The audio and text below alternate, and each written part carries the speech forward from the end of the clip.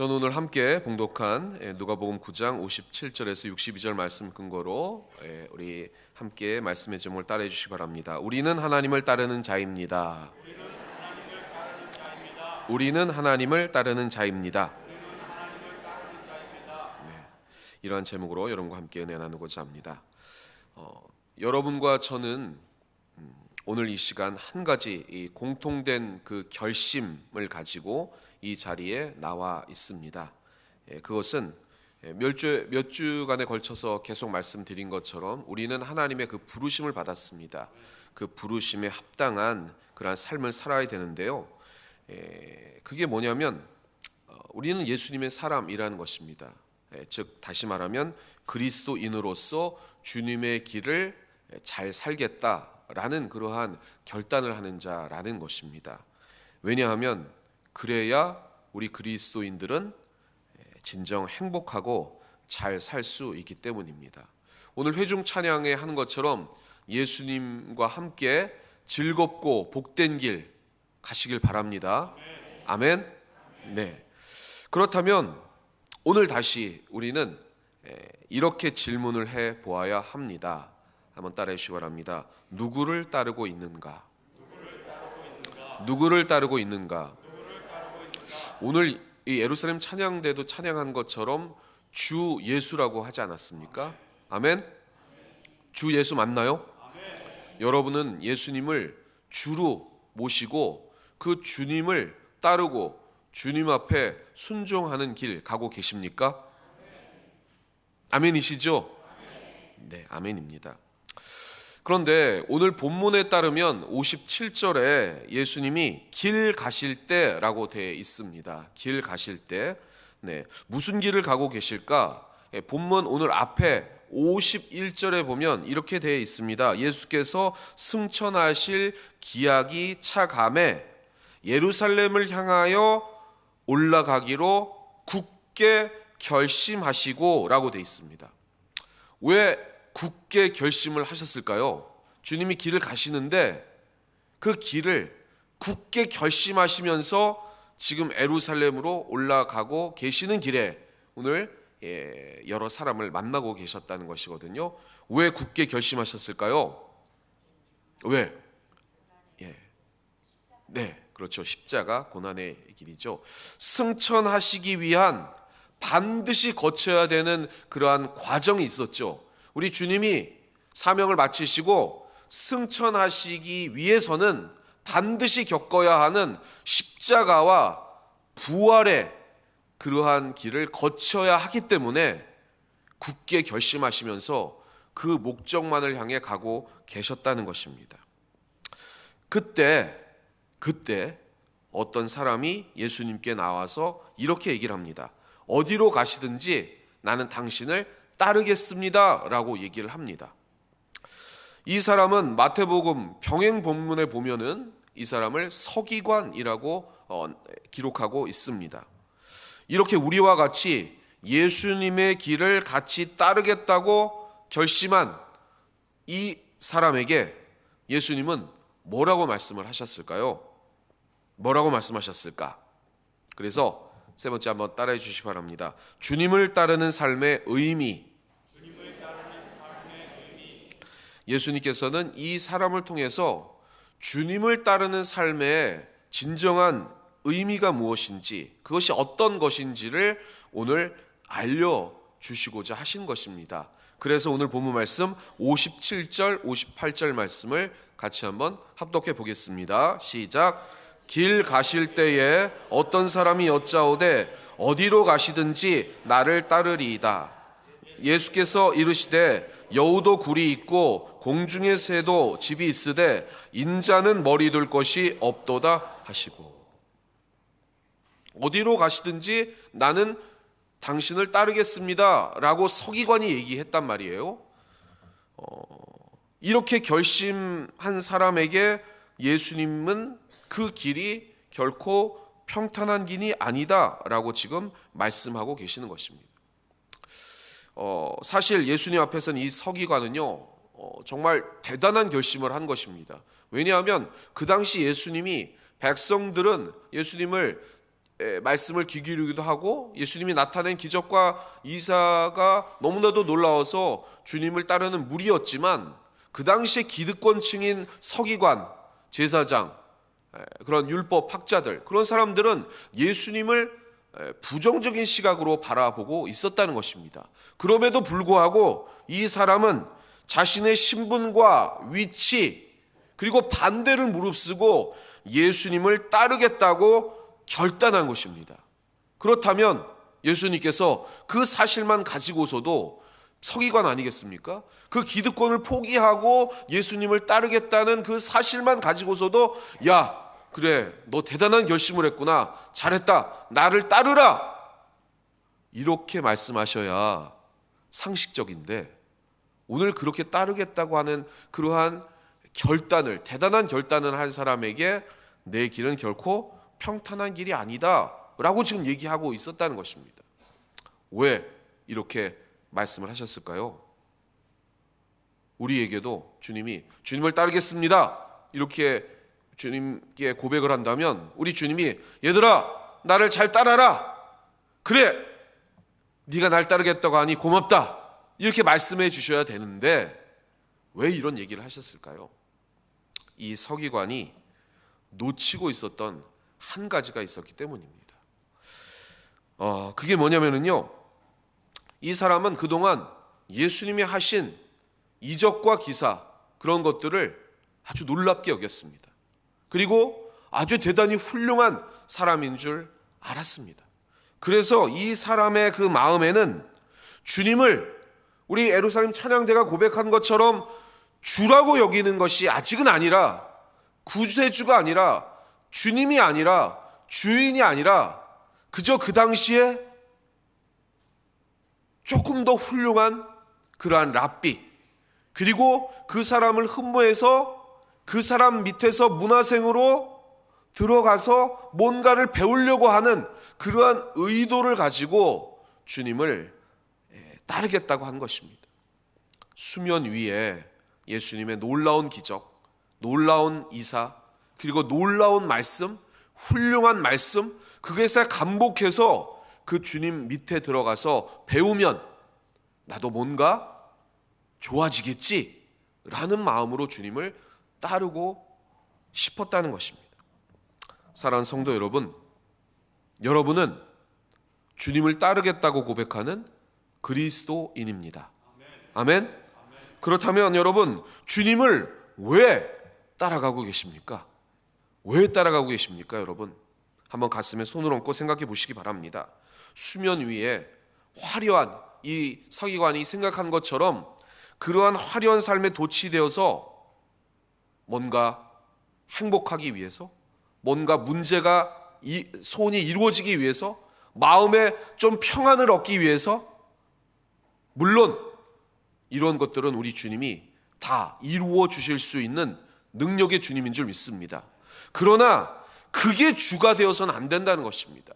우리가 주님을 따르는 그 삶, 그 삶의 의미는 그것보다도 더 고차원적인 그 수면 아래에 있는 자기를 부인하고 이 땅의 질서대로 살아가는 것이 아니라, 이 땅과 타협하는 것이 아니라, 이 땅에 집착하는 것이 아니라, 이 땅에 나그네된 삶에 주님이 이곳에서 훈련받고 이곳에서 여러분을 통해 사명 주신 사랑과 그리고 주님의 복음을, 그리고 진정한 진리를 삶을 통해서 증명해내라고 보내주신 그런 제자의 길을 살기 위하여 여러분을 불러주셨다는 것입니다. 오늘 이 서기관에게 강조하고자 하신 말씀이 바로 그것입니다. 네가 지금 나를 따라오겠다고 했는데 왜 따라오는 것이냐?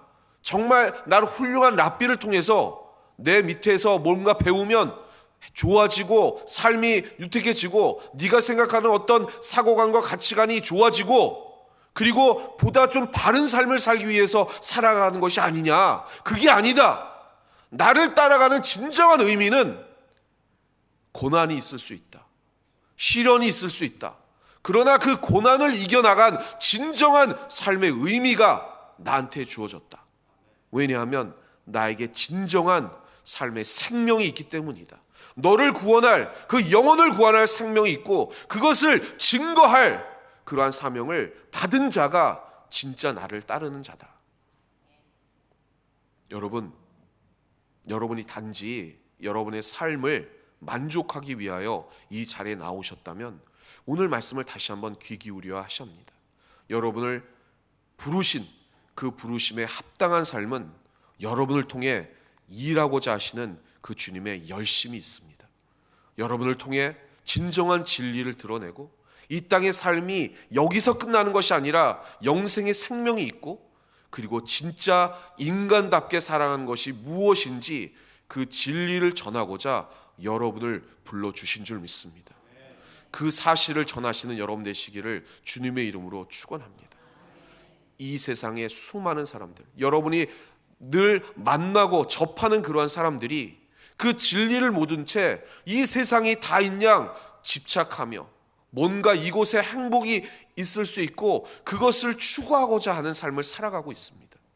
그 삶이 다가 아님을 예수님의 따르는 제자로서 증명해내시는 여러분 삶이 되시길 주님의 이름으로 부탁을 드리겠습니다. 두 번째입니다. 한번 따라해 주시기 바랍니다. 주님을 따르는 삶의 우선순위. 네, 이번에는 자원해서 예수님을 따르겠다고 하는 사람이 아니라 또 다른 사람에게 주님이 나를 따르라 라고 지금 말씀하고 있습니다. 오늘 본문 말씀 59절 60절 말씀 같이 한번 합독해 보겠습니다. 시작.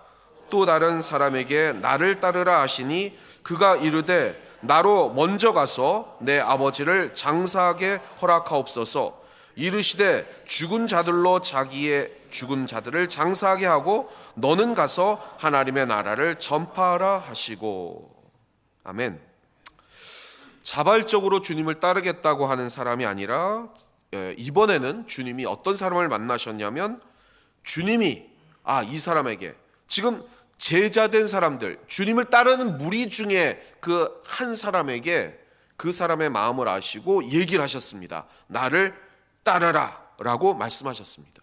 그랬더니 이 사람이 뭐라고 얘기하냐면요, 아버지를 장사하게 하고 나를 주님을 따르게 허락해 주십시오 라고 얘기했다는 것입니다. 혹시 여러분 예수님을 아직 따를 자신이 없어 그냥 예배 자리에만 나와 있어요 그렇게 생각하시는 분들은 오늘 이 말씀을 한번 주의 깊게 귀 기울이셔야 합니다. 오늘 말씀을 좀 오해할 수가 있습니다. 예수님께서 나를 따르라 요청하실 때 이 사람이 아버지 장사를 지내고 오게 허락해 달라고 했거든요. 여러분, 만약에 그렇게 얘기했다면 상식적으로 우리 주님이 뭐라고 얘기하셔야 됩니까? 아이고 그렇구나. 그러면 가서 장례식 잘 치르고 와라. 이렇게 얘기하셔야 되는 거 아니겠습니까? 맞죠? 도리상 안 그렇습니까? 지금도 그렇지 않습니까? 아버지 장례 치르고 오겠습니다. 그랬더니 아니다, 가지마. 지금 이러고 있다고 지금 우리 주님이 말씀하신 거예요. 이 말씀을 오해하면 안 됩니다. 당시 유대인 사회에서 부모 공경이라는 것은 정말 최우선적인 그런 순위를 가지고 있었습니다. 그래서 그 당시 철저히 유대인들이 지키는 그러한 율법 조항에서도 부모에 대한 어떤 이러한 장례라든지 이런 것들이 나오면 그 의무조차, 율법의 의무조차도 좀 봐주는 그러한 관습이 있었습니다. 그럼에도 불구하고 왜 주님이 그것을 하지 말라고 하셨느냐? 십계명에도 보면 내 부모를 공경하라. 이 공경하는 게 약속이 있는 첫 계명이다. 부모를 공경하면 장수하고 복을 받는다. 이렇게 기록되어 있는데 우리 주님도 공생애 전에는 부모님을 극진히 섬기는 그러한 분이셨는데 왜 오늘 이렇게 하지 말라고 하셨느냐? 그 당시 이 오늘 본문의 원어적인 의미는 뭐냐면 연세가 많으신 아버지가 있는데 아버지를 섬기다가 아버지가 돌아가시면 장례 절차를 잘 치르고 그때 오겠습니다 라는 의미입니다.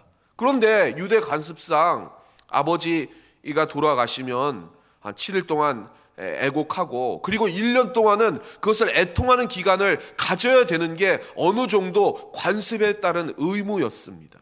그러니까 오늘 이 말씀을 다시 언어적으로 생각한다면 주님이 그 사람을 보시고 나를 따르라 라고 얘기를 하셨다는 것은 그러한 제자의 삶을 살아갈 수 있는 어느 종류의 역량을 보시고 말씀하셨음에도 불구하고 이 사람은 저는 아직이에요. 왜냐하면 저는 부모님이 더 중요합니다. 지금은 예수님을 따르는 게 아니라 부모님을 좀 더 공양했다가, 왜냐하면 연세가 많으시니까 좀 공양했다가 부모님이 돌아가시면 그때서야 주님을 따르겠습니다 라는 말입니다.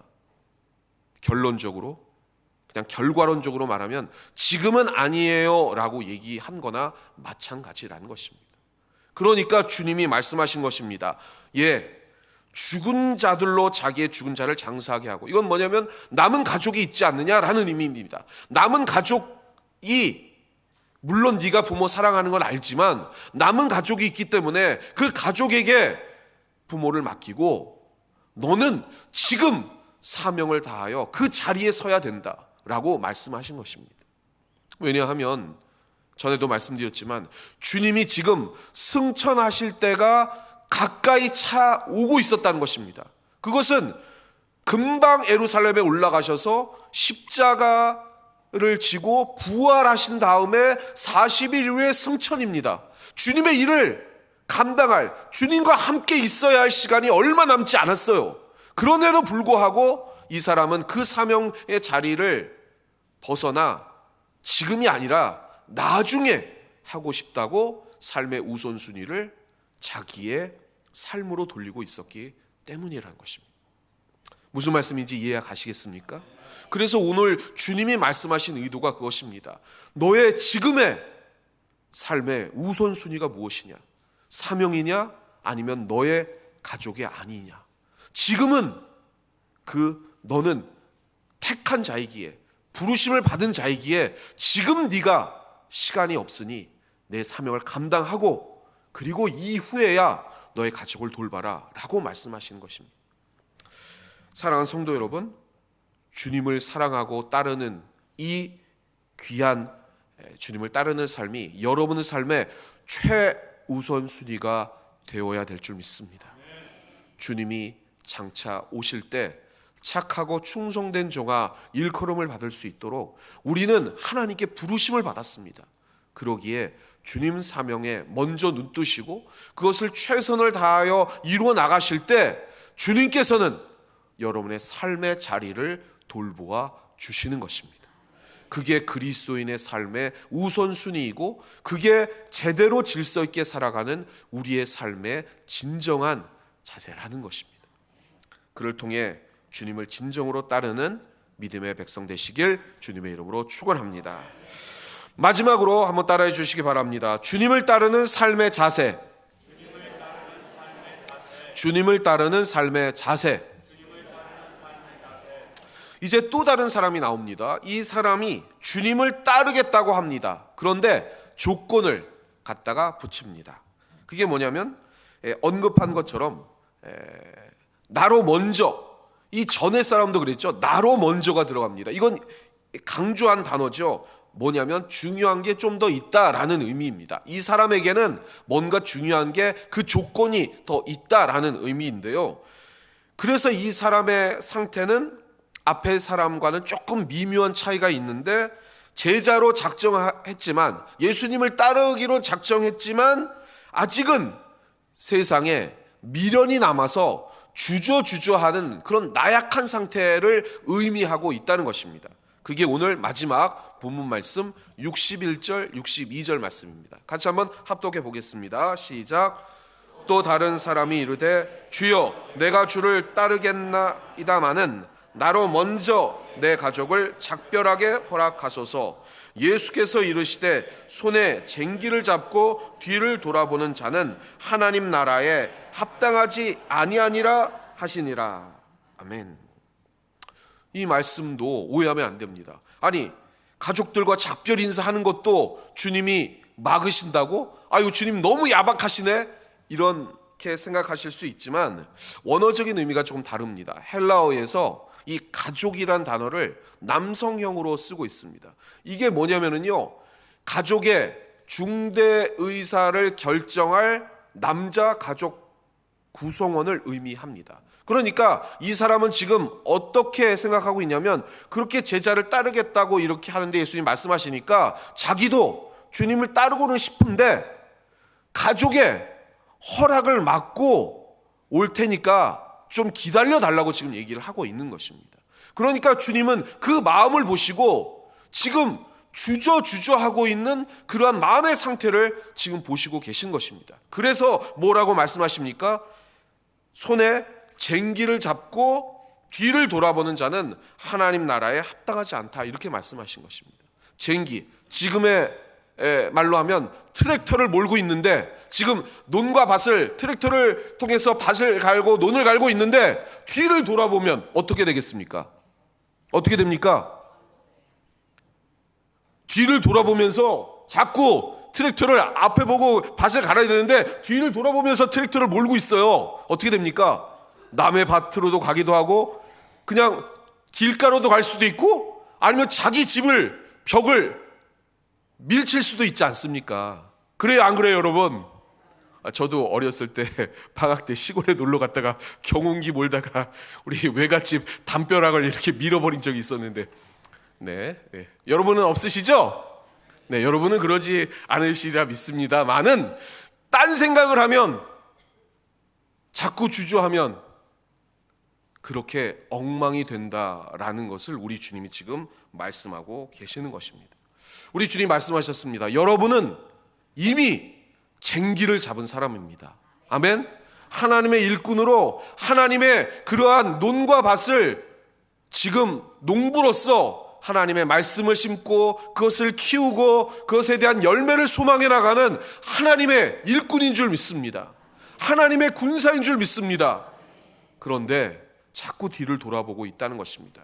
그러니 우리 주님이 말씀하신 것입니다. 네가 지금 가족 구성원한테, 그 어른들한테 가서 허락을 막고 제자를 하겠다고 하는데, 내가 너의 마음 중심을 보니까 지금 주저하고 있다.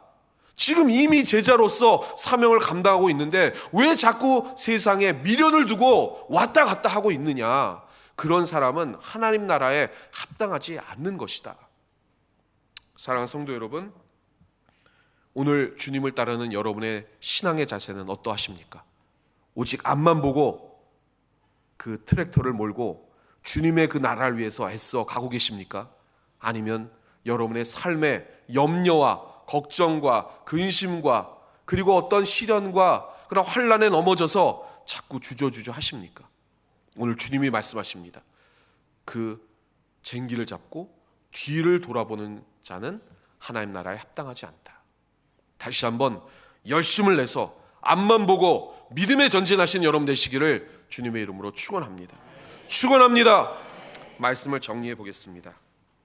사랑하는 성도 여러분, 오늘 여러분의 삶의 그러한 자세, 정말 주님을 잘 따라가고 계십니까? 이 서기관처럼 그저 삶의 안위만을 위해서 뭔가 이것이 좋아 보여서 수면 위에 있는 것만 보고 주님을 따라가겠다고, 그래서 고난과 시련은 다가오면 그냥 넘어지거나 아니면 포기하는 그러한 신앙이 아니십니까? 아니면 여기에 있는 사람처럼 주님의 명령에도 불구하고 세상에 우선순위를 두고 그것을 지금 더 좋다고 여기신 것입니까? 아니면 마지막에 있는 사람처럼 주님의 신앙에 그러한 사명을 받았음에도 불구하고 우물쭈물하거나 나약한 상태로 자꾸 왔다 갔다 하는 그러한 신앙의 자세를 견지하고 계시는 것 아닌지 모르겠습니다. 오늘 다시 한번 주님의 말씀을 힘입어서 이제 쟁기를 집은 자로서, 사명자로서 하나님을 위해 열심을 내시고 그 빛나는 진리를 통해서 주님만이 우리 인생의 유일한 희망임을 증거하시고 선포하시는 진정한 주님의 따르는 제자 되시기를 주님의 이름으로 축원합니다. 축원합니다.